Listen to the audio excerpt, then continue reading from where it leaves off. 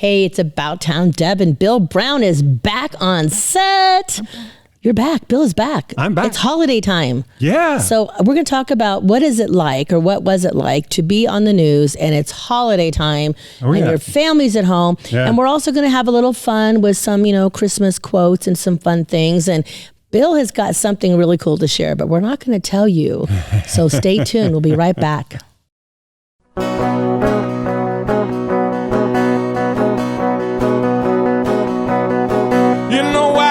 Nevada near the silver mines, there's a kind-hearted woman. She's looking so fine, always taking care of her community, bringing folks together is her cup of tea. She's out on the road and all over the web with a big smiling heart. It's About Town Deb. And welcome back to About Town Deb City Talk.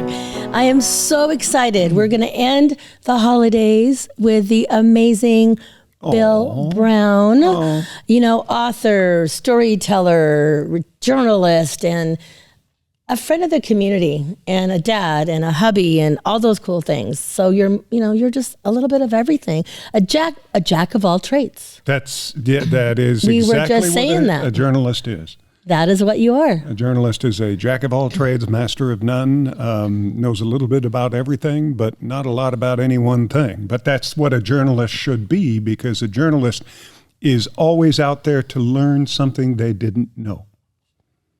And to share with us. So we can learn every day too. Goes. Yeah. So I like that. But we want to thank our sponsors, Crystal Basin Cellars. Little teaser coming. Oh, you were here at first. We are in the process of changing distributors. So hopefully in January we come back, I'll be able to share who it is. So that's a really big deal, because it will be a local About Town Deb brand with a local distributor. Wow. And we give back to a local nonprofit, Northern Nevada Children's Cancer Foundation. So I'm really proud to be able to represent not only Reno, Carson, Tahoe, but Children's Cancer Foundation, and just, have people on the show that care about not just our community, but our world. So that's very I'm cool. really excited. So thank you to Crystal Basin and Surratt Law Practice, Kim Surratt. She has been by my side, like even when I was at Nevada Matters, America Matters. She's been there, and I'm just really grateful to have her in my life. So I'm all that kind of stuff. And we are in Sparks, Nevada, for all those listening all over, at the Musicians Rehearsal Center. Christian is the man behind the curtain, who has been by my side for many years as well. And, we come upon the holidays, and we should reflect every day. But I think before Christmas, we kind of take a moment, maybe with a fireplace on or a cup of hot chocolate, and you're sitting with your families, or you're reading a good book. And you just need to take a moment to go, I'm good. You know why? Why? Tell me why. Let's talk about that. In my opinion. I want your opinion. Is because at Christmas we're less competitive. Every other day of the year we have to compete to survive. But when we hit Christmas, we embrace the season. It's the reason for the season. And the competition for 2 weeks just fades away. That's going to make me tear up. So speaking of competition and doing that, I had talked the last few weeks about, we had an amazing, I had an opportunity to partner with Tour de Brews, which is the Reno Brewery District, which is growing. It's on 4th Street. And it's a place that maybe years ago you would think, I don't know. But now our local community business owners have come together, and they're like, we're going to put our business here. We are going to do this, and we're going to bring Reno back. And I'm so honored that they had asked me, hey, Deb, do you want to be a sponsor of this event? And it's Jingle Brews.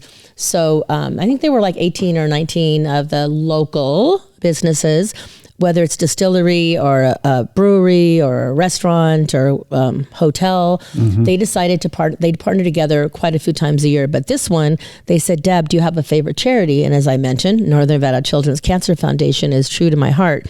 And I promised little Maddie, she's up there watching, that I would continue to make sure that that we knew that we have to continue to fight the fight for these little kiddos who can't do it on their own. So I was able to donate a case of the About Town Deb wine by Crystal Basin, and Farino said that we could serve it. So the Children's Cancer Fund, I wasn't even there. That's what's so cool about this, is that I didn't even need to be there. So the Children's Cancer Foundation, Cheyenne and her friend goes, I have a pouring card. I got you, Deb. So I had the wine sent to them, and they poured it. So the pours were $3 a piece. So the full $3 of the pour of the wine went directly on their swipe to Children's Cancer Foundation, and the William N. Pennington Foundation is doubling. So that means $6 was going, and then $2 of every ticket was going. So I felt like, so what I'm getting at is we all came together. And so, you have the Brewery District, you have Farino, you have Black Rabbit Meads, the Children's Cancer, and all the other businesses, they all tag each other, they all support each other. And because of that, we were able to raise $800, which will be doubled to $1,600. So I'm just saying that you are right. This time of year, we need to just say, hey guys, we're in this together. How can we make the world a better place? Our town a better place? Our families come together. So really, you are so true. That is such a true statement. But I really wanted to thank everybody who came out for the Tour de Brews. And the Cancer Foundation is amazing. And they didn't have to be there, but they did. They stayed all day. Well, and you also taught a journalist something new. I did my job. You said this individual has a pour card. I had no idea you had to have a card to be able to serve wine. You do in Nevada, in a benefit or whatever. And in Nevada, yeah. You cannot pour a sip of wine without a pour card, because you have to go through learning who not to pour to, what to do. Right. We have to keep our community safe. So it's really good. Yeah. So anyway, enough of that. We're going to get through that. We're going to take our first break. When we come back, we're going to let Bill share some of his holiday wisdom with us, what he's been up to. So it's About Town Deb and Bill Brown. We'll be right back.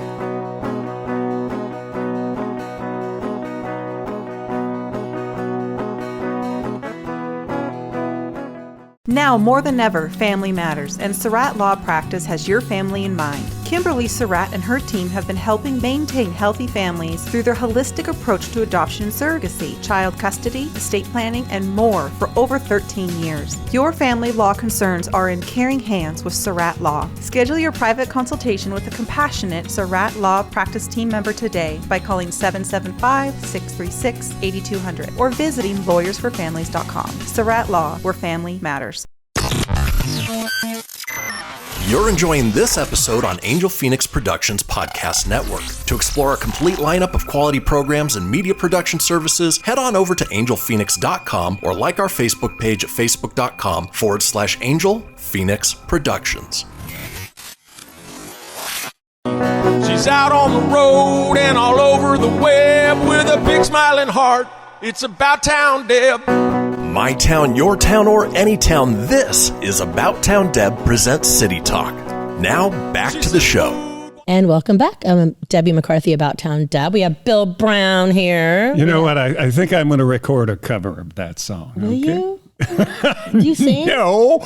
Do you sing? Can you sing? When I was young, I was a member of a special boys choir. Oh. And we traveled all over California. Well, of course you can sing then. Well. Can you sing a tune? Time has been moving along, as they say. So, yeah, I hum now. I hum a lot. Humming is good. Yeah. Do you hum in the shower? No. Oh, do you sing in the shower? No. I listen to my podcast in the shower.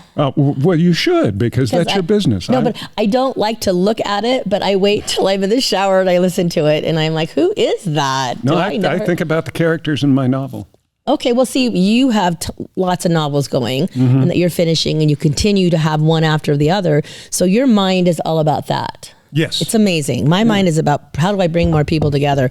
I'm going to do a quote really quick. So not really quick. I may do 2 quotes. So if you follow me on About Town Deb and Instagram, every Monday I try to put out some kind of quote that usually goes with the theme of the show. And we were talking about Christmas and people coming together, which I didn't know you were going to say that. So one of them was, true friends don't have to be physically together to experience the joy of Christmas forever.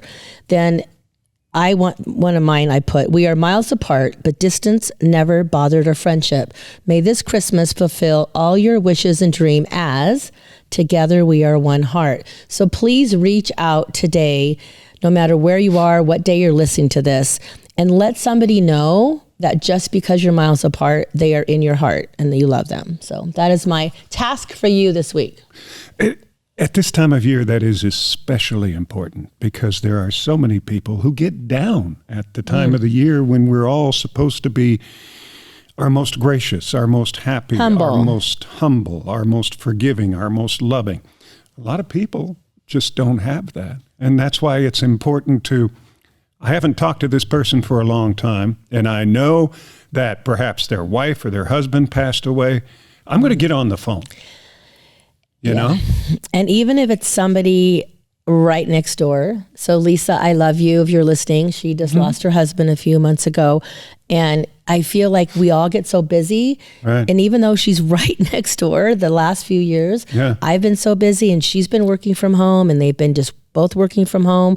So we haven't really seen each other. So I feel like we're miles apart. But I know I can knock on her door or she can knock on my door or text me and say, hey, Deb, I need this. Right. So really, it doesn't matter how far they are away. Right. Please, if it's your neighbor, if it's your grandparent, your aunt, your uncle, your best friend you haven't talked to, a simple, and I say call them. Don't even text them. I think you need to pick up your phone. It's the voice. It's the voice. And you need to say, hi, it's Deb. Absolutely. I'm thinking of you. And if that's all, I'm thinking of you, just to let them know that even though you are miles apart or you haven't taken the time because you've both been busy and we don't mean to be busy. It just happens.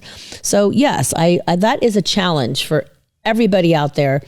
Think about somebody, like close your eyes and think about somebody that you haven't talked to in a long time. Yeah. And you know, one of the things I do is I Zoom people who I know have a camera on their computer. And we can sit and talk through Zoom. We can see each other. We can tell each other we love each other. We can also see if there's something wrong. So if you have the capability of doing that and you know that they do, it's a wonderful way to communicate. And at FaceTime, any time FaceTime too. FaceTime is wonderful. Yeah, especially because, hello, shout out Grandma B, Ellie, all my family with, I think last Christmas, Joey and Josh and I, we got my mom a cell phone. Or we may have given her even one of our old ones. Either way, she has a cell phone and she's learning it. She's very talented, by the way. She's good at emojis and texting every morning. I just love it. But we will do FaceTime and we'll like get a whole bunch of us and we're all on there. And then you're right. You can see, she'll say, hey, Deb, you know, she got me this beautiful wreath and for Christmas and she got this cute little Christmas tree that the little Santa goes around. And she said, hey, so I wanted to show it to her or I will literally FaceTime her as I'm opening what she sent me. Yeah. So that's, you can be together. Yeah, and FaceTime is much more available for most people. Yeah, if you because she doesn't have a computer, she doesn't do email. Well, yeah, FaceTime is perfect. Zoom would be well. I guess she could do Zoom on the phone, but when you're in your 80s, you don't want to learn too much more. So FaceTime is good. So I'm just saying, yes, social media can be crazy, but there are some tools in our technology with these phones that are positive. Yeah. So that's a good one. So remember, do that. There's two assignments for them out there. I hope you're taking notes on all of this. Well, you tell me what else we need to know about all this kind of good stuff about family and reminiscing and being present. I think it's important at Christmas to have memories.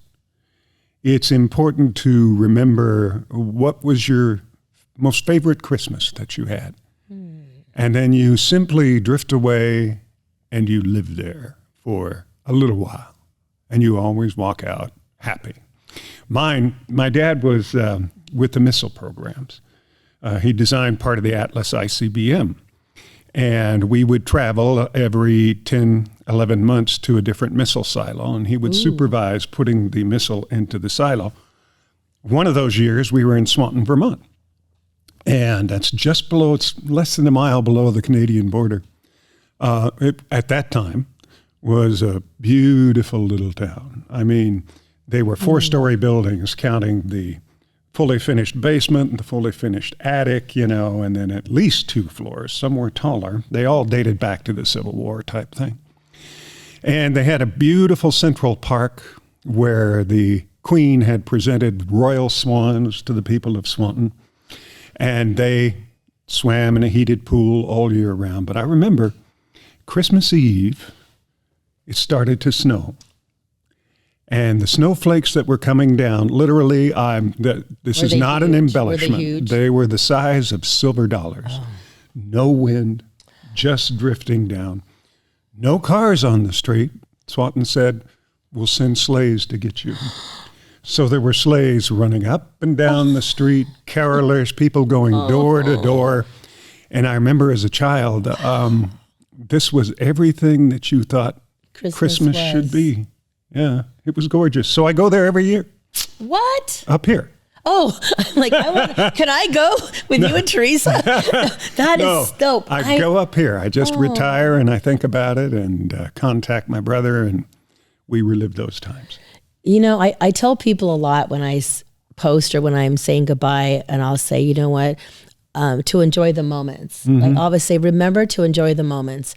And because the moments are here. You can't. Right. You had those moments, and you could go back every year and close your eyes and think about the sleigh. And you just, I was like that. I was thinking, is that a new chapter in a book? Because I was listening to you. Like, we can listen to Bill because you're so eloquent, and you share your stories, and we get to be there with you. I really felt like I was there with you. That's why I'm like, oh, do I get to go next time?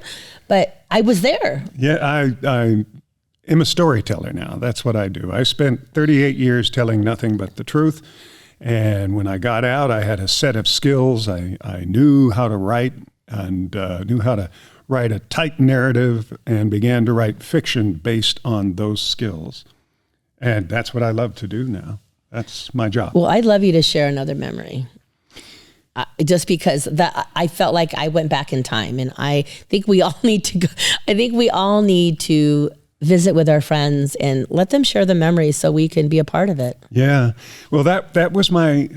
that's your favorite one? That's my favorite. And that's the one that comes to mind every year. I mean, all of our Christmases were wonderful. Mom and Dad worked so hard, and they sacrificed so much, so my brother and I could have wonderful Christmases. And I don't think we were ever able to say thank you enough, you know? But... yeah, every Christmas with them was Christmas from heaven. Oh, so as a child, did you spend Christmas at home, or did you travel to family the next day? Because we used to always have Christmas Eve, and then in the morning we'd open our presents. But a lot of times we would go travel to San Diego, or we'd go see cousins, and we got to all celebrate together. Yeah, Dad couldn't leave the silos. Okay, so you were... So we were always there, but he was always there at Christmas Eve, Christmas Day, and a few days before. As long as he was in the area where the work was being done and the nation was being defended. Oh my gosh. He was good. That's a wonderful Christmas gift for us all to know that somebody is there. Oh, he's a cool guy. And so if you think about it, we talked a little bit about this before the show, and when we come back after the next break, I want to go into it where, as a reporter, as a journalist, as a retail worker, as a restaurateur, as a server, as your dad, he couldn't leave. He had to be there. There's so many of you out there that we just want to say thank you, because during the holiday times, you guys are working. You're at the front lines, whether it's a journalist or whether you're, I'm telling you, a cash register person or a flight attendant. You're on the front line, because people just want to get where they're going, and they're like not very happy because they want that gift and it's not there. And I want to hear, like, if you have any stories when we come back about what it was like to be a journalist, traveling, or being even our own local hometown when your family's home around the Christmas tree. That's why every time I see a cop, I say thank you. You know who I say thank you to? I'm going to say 99.8 times. When I'm at a grocery store, when I'm anywhere, I go, thank you for being here today. And they're like, what? I'm like, no, if you weren't here today, I couldn't be shopping. And they're like, wow, like, thank you. But it's those little things. And firefighters, policemen, any if you are listening, you are important to us. So just know that we appreciate you. So we're going to take a break. When we come back, I'm going to have Bill share some of his stories during the holidays while we were all cozy in our homes celebrating Christmas. And And Bill and his fellow journalists were out covering stories for us so that we could know what's going on. So it's About Town Deb and Bill Brown. We'll be right back.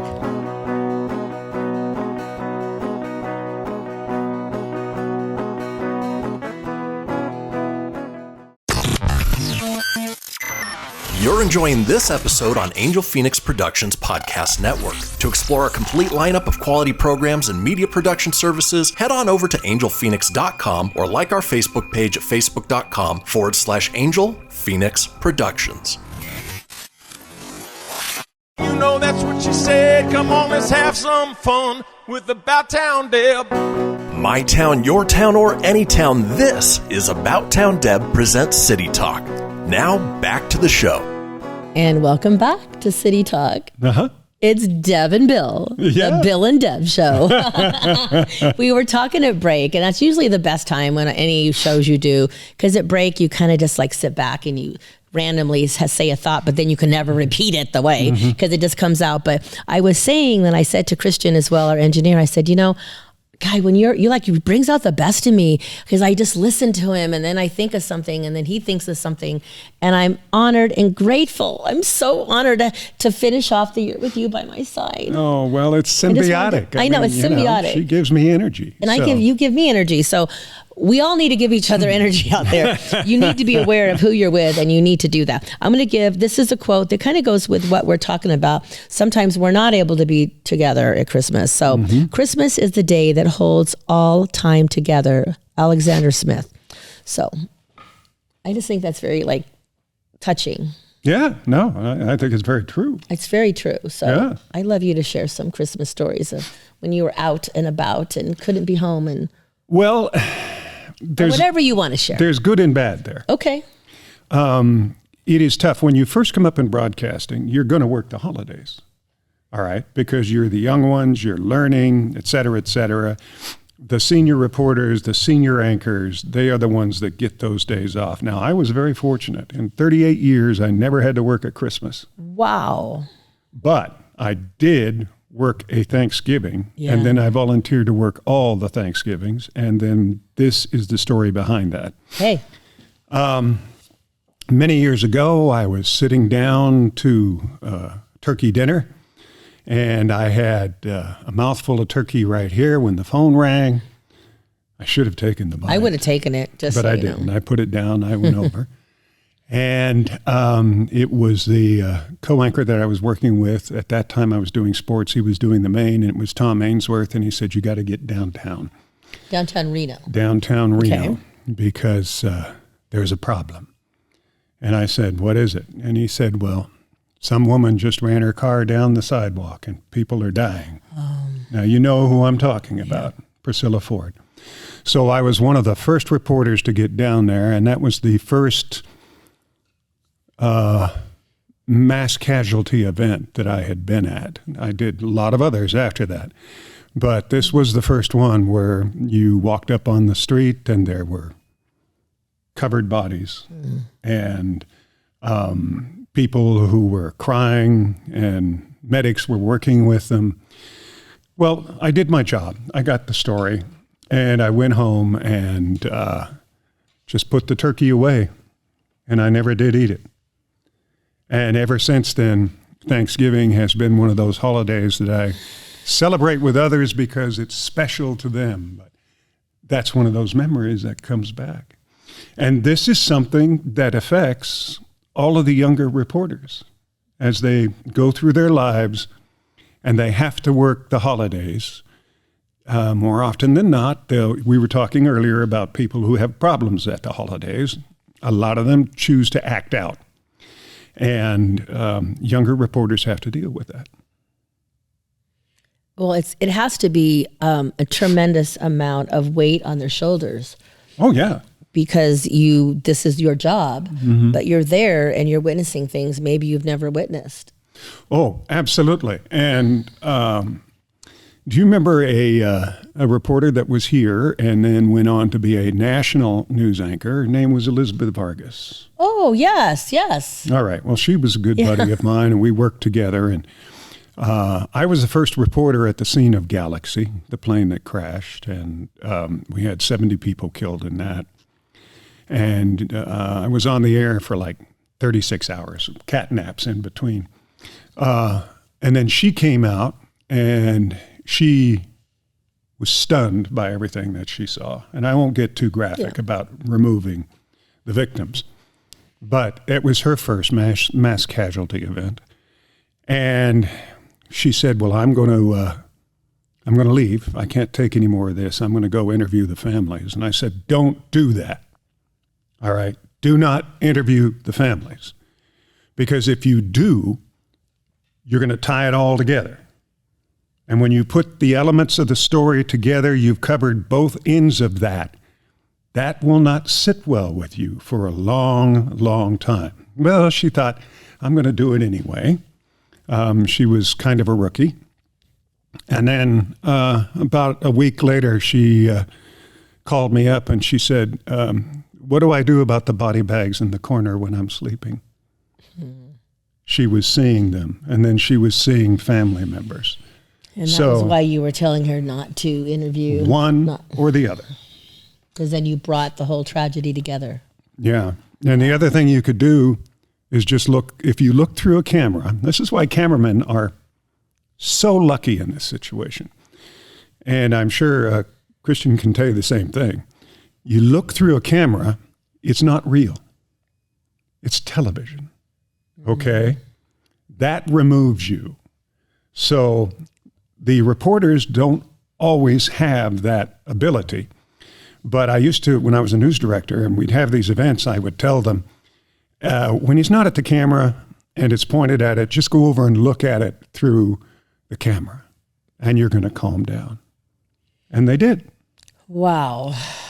It's, it's a tough job. People think it's easy to do and you're on the air and people are watching you and you really don't work very hard. You work very hard. Yeah, and I was going to say there's another reporter locally who I've talked to, and she was saying that it's really hard when you're covering something like that, and then let's say you've experienced something like that in your own life, and now you're on the air, and you're good evening, and you're watching this, but your mind is remembering what happened to your family. And we don't know that. We don't know that what they've gone through, and they still have to stand up there, and they present the news, and then afterwards it's like, how did I just get through that? I mean, we don't they need, how do you take this from here when you're looking at this and be able to be there for the community and the audience? How do you do that? How do you decompartmentalize, or what's that word? Compartmentalize. How do you do that? I mean, if you've had a tragedy of your own, how do you do that? Well, in some ways it makes you more sympathetic with the people that are involved with the story that you're covering. Galaxy was the only time I broke down on the air. And I was nearing the end of the 36 hours, and I'd gone like 8 or 9 hours without sleep, doing lives every 20, 30 minutes. And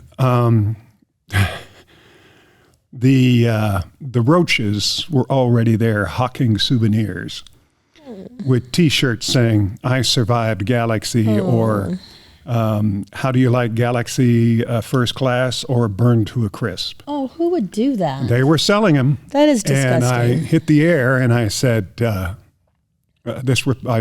talked about it and I said, this reporter will never be able to understand that. And I started to cry. And I said, I'll just see you all later. And they cut away and they went to commercial. The boss got on there and he said, great job. He said, we've never had so many phone calls in our life from people who were so deeply moved. I agree. And I think that's about on nurses, doctors, not just journalists, and even myself when we're out there. I guess it's important. I know it's important to be real and to be authentic. And you have to be. If you need to say, hey, I got to step back a moment. I've done that. I mean, I'm the real about town Deb. I mean, I will say something backwards or wrong, and I'll, like, hey, sorry about that. That was just me. Or there's times when the good stuff. So like a good story would be right here at the Musicians Rehearsal Center. We had Kid Rocker, and I'm sorry, I got to keep talking about Kid Rocker. It's totally, was the best Christmas gift for me because Lucas Paul, who's the founder of it, somebody had said to him, hey, Deb, you need to meet Lucas. Lucas, you need to talk to Deb. And he's like, hey, I'm having this event and I would love your support. How can you help me? I need some tips. And I'm like, oh, I gotcha. So I ended up kind of pretty much doing quite a bit. And I just fell in love with little Ian, who's, I want to say he's 10 or 11. He's somewhere around there. And he's the cutest little thing. And we got him on Colo News. And I watched him and I thought, you are my Christmas gift. You are my gift. And then when I came in, they were having a holiday performance. So what Kid Rocker does is it's a nonprofit where they give scholarships to young children who may not be able to play an instrument or even purchase an instrument or have lessons.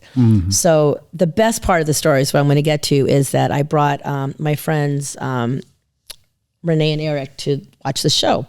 And just because I thought, it's a holiday, they're going to love it. So they sat here and I was watching them and they were like really like, oh, they got to meet Ian. And it was just really cute. So at the end of the show, I watched them walk up to Lucas and said, hey, you know what? We want to sponsor a child.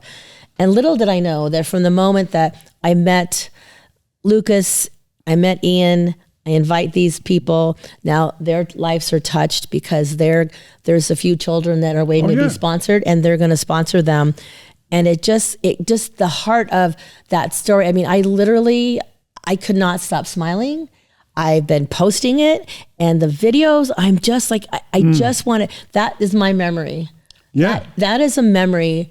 And I could just my heart just melted and I could close my eyes and I could see little Ian smile and his curly hair and he has a friend for life. And when I walked in the door to come to the event, he was standing there and he goes, Miss Debbie, you're here. And that, there's my gift. He was so appreciative that I actually not only covered the story, I was here and I was here to see him and see the other kids. So please take time this holiday season. We're going to take another break and find those moments and cherish them and give back when you can. There are a lot of very great things that happen to us as public figures. And that was the best. We'll talk about that. Okay, we're going to take a quick break and we'll be right back. It's Deb and Bill and Deb.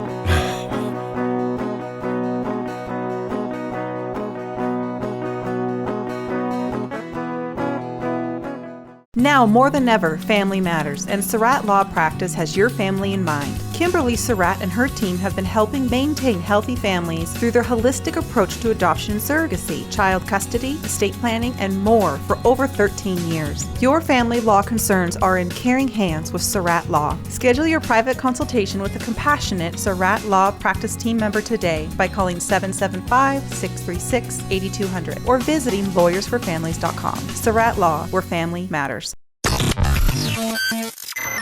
You're enjoying this episode on Angel Phoenix Productions Podcast Network. To explore a complete lineup of quality programs and media production services, head on over to angelphoenix.com or like our Facebook page at facebook.com/Angel Phoenix Productions. Ready to help from her toes to her head. Just give her a shout. Call About Town Deb. My town, your town, or any town, this is About Town Deb presents City Talk. Now, back to the show. And welcome back. It's our final segment of our Christmas special. It's been like riding a rocket. It's gone by so quickly. It does, but you know what? The good news is, guys, next week, we're going to be back for a New Year's special. Yeah, that's so fun. We're going to end the year together. Bill and Deb and Bill. I'm so excited. Since this is our final segment, I was like, I like to stalk him on social media. And, he posts some cool things and I'm like, I just see something about pickles. I'm not sure what pickles is. And I'm like, if you're like our age or even my younger kids, they spent many hours on Papa Tony's lap and he would read the comics Pickles. But I'm gonna so that's a good memory for me for Christmas as well, because every Christmas the boys got the comic book or the books that had all the comics. Right. It was a gift, and every year we bought it for my dad and my boys, and then they would read them together. So so let's share some happy stuff. I didn't want everybody to think that being a journalist is all a downer. It's not. It opens many doors, and you have a chance to do, as you well know, a lot of wonderful things. For instance, I was the host of the first ever animal welfare telethon in the world that originated here in Reno. And we did it for, I think 7 or 8 years. And before I moved on and they did something else. But it was during one of those shows that I got to meet Brian Crane. Now, he is the artist and the author behind Pickles, which is currently syndicated in about 1,100 newspapers around the country. And if you've read it, then you know what I'm talking about. If you haven't read it, please do read it. It's the kindest, most gentle family humor, but you belly laugh. Yeah. Because he's great. So this year, and you were at my Christmas party, you braved the snow. I did for you. Well, thank you. But Brian and Mrs. Crane came over. It was the first one they've been able to make.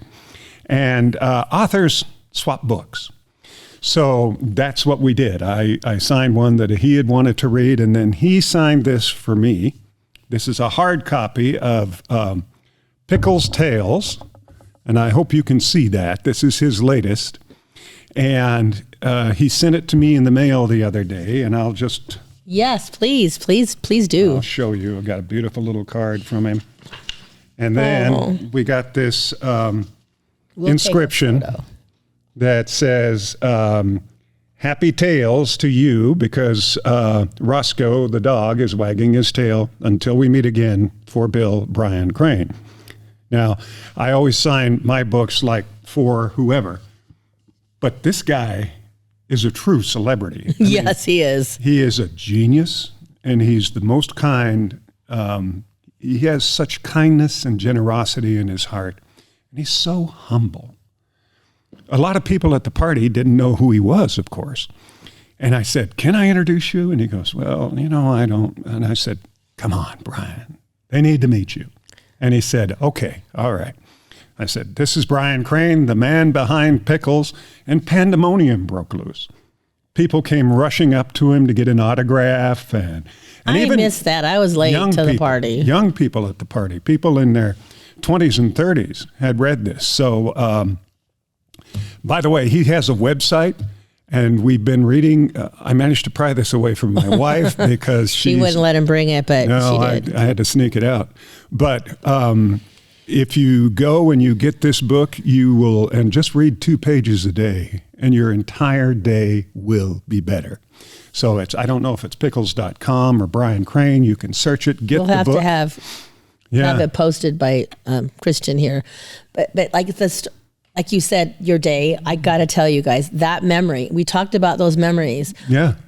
The belly laughs. So my eldest, Josh, I know you don't like when I talk about you on the air, but he literally would sit there and laugh and laugh. And so much, and it just brought joy to the whole room. Right. And when they knew it was time for that papa time to sit on his lap, or he would, in the beginning when they were little, it was we had the newspaper. Mm-hmm. So my dad would open the newspaper, and here you have the kids sitting on the lap with Papa holding a newspaper.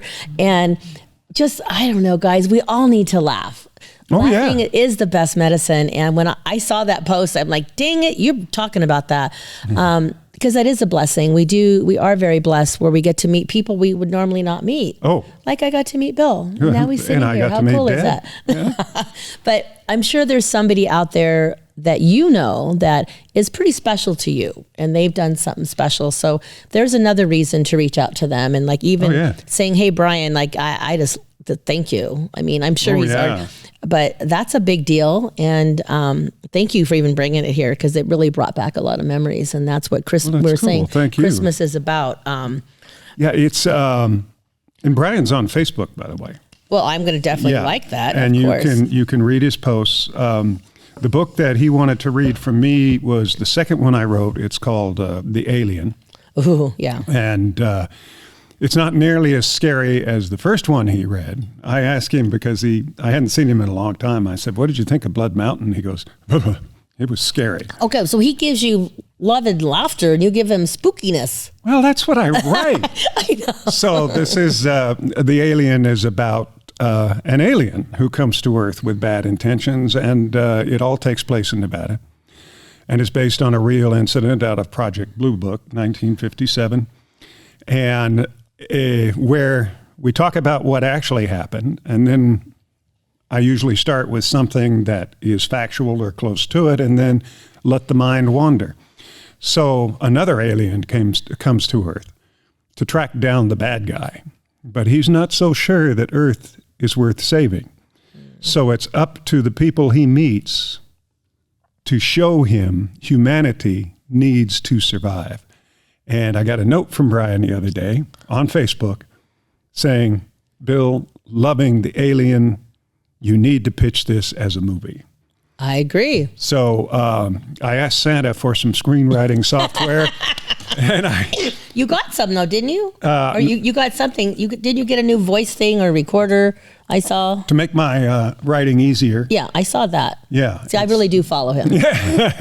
It's called Dragon Software, and it's speech to text. Okay. And I got a little Bluetooth microphone because I'm writing at night for the most part, afternoon and night, and when I'm typing, I make a lot of mistakes, so I spend a lot of time backing up trying to correct those. I do too. This takes all of those away. I need that. It is so cool. And my novels are all character driven. And I find myself typing, twisting this way to try to describe it, or making this face. Or doing that. Now I have the freedom to get up and move from the chair and actually physically become the character. Yeah. Which will show in the story. I hope so. And it's really neat. Tried it out last night. It's very, very cool. I may have to ask Santa for that. I'm the worst speller in the world, and I'm dyslexic, I think, too. I turn words around, letters around. So I have to repeat things like phone numbers. I have to say, let me say it to you again. Like, oh, that's not the right number. So I could use something like that because I really do want to start my story. And I would rather do it that way versus typing. Mm-hmm. That would work for me. It is so much easier. I totally need to do that. So as we're getting down to the end, so I'm going to ask you a few fun Christmas questions. Okay. Can you name all of Santa's reindeer? No. Either can I. I know there's Rudolph, Donner, Blitzen, Gibson, Tonner, Dixon, Lixon. Dasher and Prancer and Donner and Dixon. No, is it Vixen or Dixon? Comet and Cupid and Donner and Blitzen. But do you recall? Who's the most famous reindeer of all? Rudolph the red-nosed reindeer.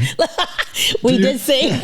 We didn't plan that. Okay. You know the story behind that very quickly? No, tell me that. No, don't be quick. We can end with this. It was written by Johnny Marks, who is one of the most successful songwriters in the history of Hollywood and recording.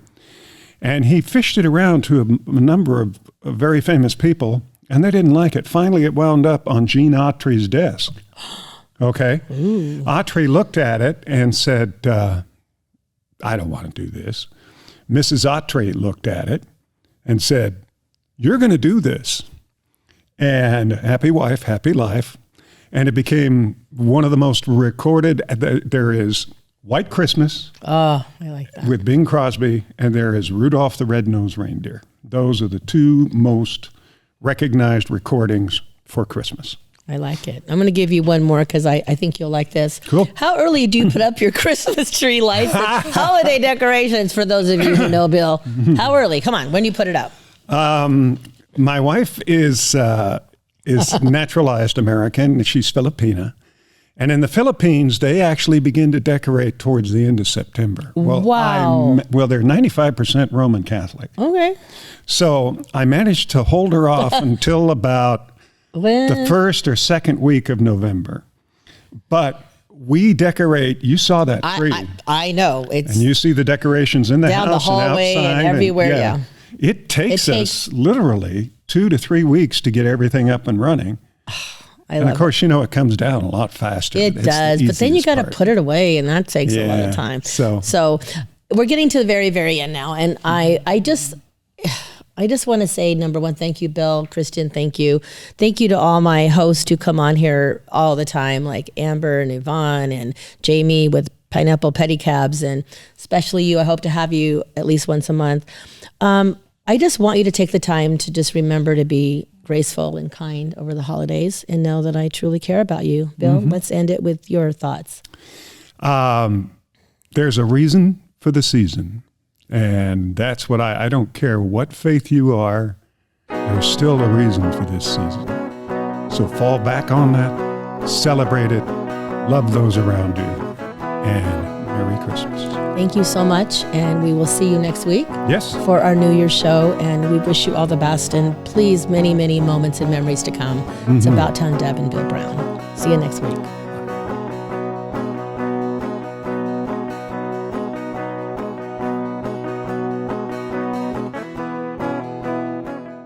This podcast was a production of Angel Phoenix Productions.